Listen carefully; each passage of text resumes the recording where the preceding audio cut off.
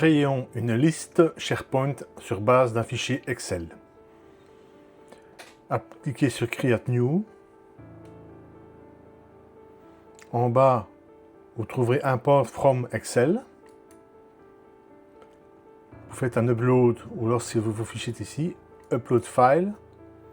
Ici, je vais prendre une sheet Excel avec 2 tables. Il est important d'avoir une table dans la sheet Excel, sinon il ne reconnaîtra pas. Ouvrir.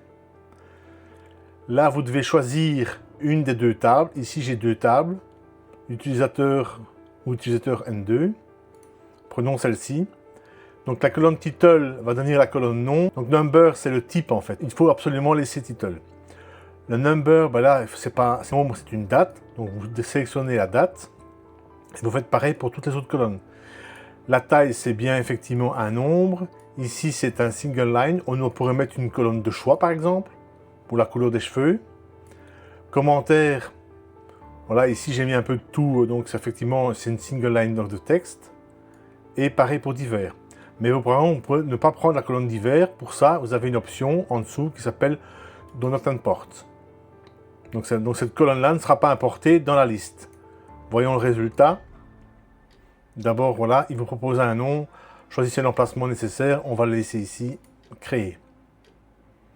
Voilà. La liste vient d'être créée. En fait, ça, c'est la colonne title qu'il a renommée nom. La date de naissance, on voit bien que la date de naissance, vous avez l'heure. Vous pouvez changer le format. La taille qui est bien un number. La couleur de cheveux qui est bien châtain.